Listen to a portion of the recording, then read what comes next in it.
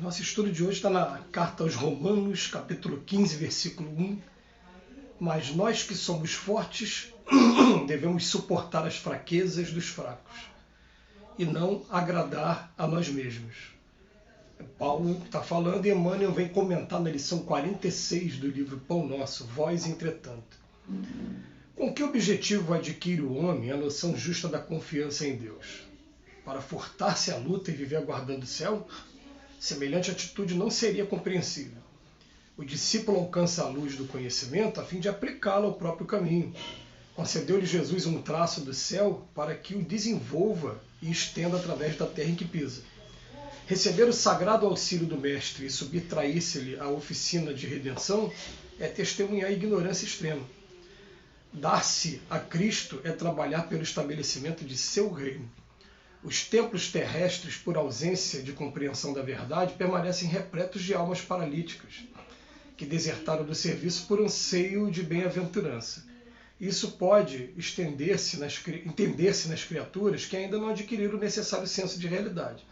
Mas vós, os que já sois fortes no conhecimento, não deveis repousar na indiferença ante os impositivos sagrados da luz acesa, pela infinita bondade do Cristo em vosso mundo íntimo. É imprescindível tome cada um os seus instrumentos de trabalho na tarefa que lhe cabe, agindo pela vitória no bem, no círculo de pessoas e atividades que o cercam. Muitos espíritos doentes nas falsas preocupações e na ociosidade do mundo poderão alegar ignorância. Vós, entretanto, não sois fracos nem pobres da misericórdia do Senhor. Que lição bonita para a gente analisar aqui hoje. Porque ele começa a dizer o seguinte, que tem muita gente que começa a se aprofundar dos conhecimentos religiosos e a gente precisa realmente de um momento de estudo, de um momento de introspecção, mas depois que começa a tomar conhecimento das escrituras sagradas, desses preceitos que revolucionam a gente, né, que mexem com a gente, a pessoa se entrega a uma inércia que é inexplicável, a inércia, muitas das vezes até a inércia em orações. Olha a justificativa que tem, inércia em orações, achando que essa inércia o vai levar ao reino dos céus, à terra prometida, enfim, toda a promessa que o Cristo deixou nos evangelhos, nos 4 evangelhos. Quando a gente começa a entender que é o seguinte, olha que frase bonita, o discípulo alcança a luz do conhecimento a fim de aplicá-la ao próprio caminho e depois desenvolver, estender através da terra em que pisa para os outros que estão ao redor. Então é interessante, né, que ontem eu estava conversando com um amigo, esse amigo, amigo muito querido do coração, que ele, nessa encarnação, nessa vida, ele chegou a morar na rua. Morar na rua com a família, que a família não tinha uma casa. E hoje ele é um multiprofissional sem ter tido condição de estudar, de concluir os estudos, de fazer o 2º grau completo, de fazer a faculdade, pós-graduação, igual essas pessoas, quando tem condição de fazer, fazem. Mas ele, né, se ele assistiu o que eu estou falando, ele vai saber o que eu estou falando dele. Hoje ele é um profissional que ele trabalha com energia solar, ele trabalha fazendo parte elétrica, ele trabalha com câmeras de segurança, ele trabalha com... entende tudo de Sky, de net, desses aparelhos de telefonia, porque trabalhou muitos anos nesse ramo. E ele está trazendo com ele uma gama de informações que eu parei para conversar com ele e falei para ele, meu amigo, olha só, tenta ver o lado do espírito, esquece o lado do corpo aqui agora. Se Deus convidasse para voltar agora para o outro lado da vida, abandonar esse corpo, porque esse corpo a gente sabe que ele vai para dentro de um caixão de madeira daqui a pouco, mas o espírito não, o conhecimento que a gente tem vai com a gente. Convidasse a mim e a você, poxa, eu por ter tido oportunidade de estudar, estudei, fiquei numa profissão só, me acomodei, você aprendeu coisa pra caramba. E outra coisa, você tem muito mais condição de se virar hoje do que eu, porque eu tenho dificuldade de fazer parte elétrica.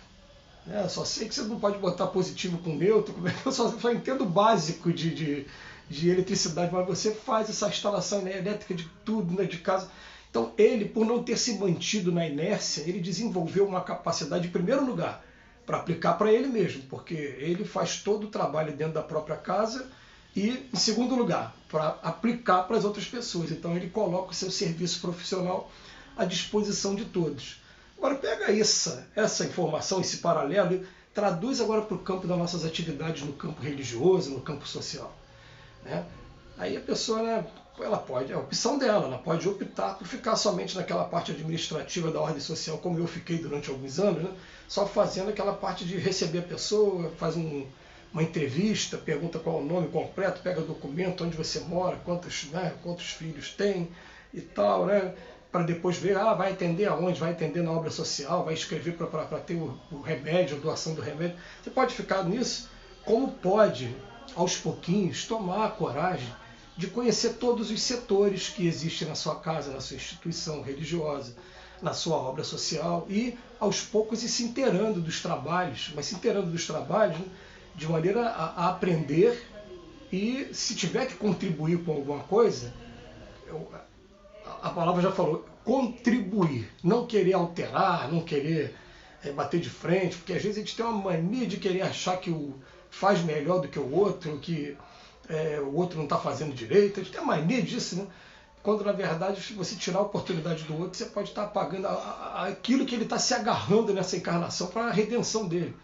Às vezes muita gente desanima, depois foge do trabalho e joga fora a oportunidade que a vida estava dando dele estar buscando uma coisa, né? Porque quando a gente começa a trabalhar em prol dos outros, sem esperar nada em troca, algo, a gente não sabe explicar com palavras, mas se modifica na gente. A gente começa a receber energias diferenciadas, começa a ter uma outra mentalidade, a gente começa a ter ao mesmo tempo que bate uma alegria, também bate um incômodo, porque você vê que é tanto serviço. Ontem eu fiquei muito incomodado. Ontem eu fui convidado para fazer uma coisa simples, para levar um chocolate quente com um lanche para a rua, para moradores de rua. E aqui perto da minha casa eu parei no primeiro ponto, mais de 40 pessoas, como eu nunca tinha visto, por conta dessa pandemia, por conta dessa crise. E aquilo dá um incômodo na gente, a gente fica, meu Deus, a que ponto que nós estamos chegando, né? Precisa de muita coisa para ser feita, e às vezes coisas pequenas. Ontem, coisa pequena, ontem a gente não teve aquela coisa de fazer um prato de comida, uma quentinha, não, a gente pegou pão, né, fez um sanduíche, levou com chocolate quente, e foi só fazer aquilo que está ao nosso alcance, sem esperar, eu queria tanto fazer uma super refeição, né? Mas para fazer super refeição você tem que ter o contato com mais pessoas, tem que ter uma organização. Então eu não vou fazer porque eu não tenho organização. Faz o que está ao teu alcance, começa a fazer, e em tudo é assim.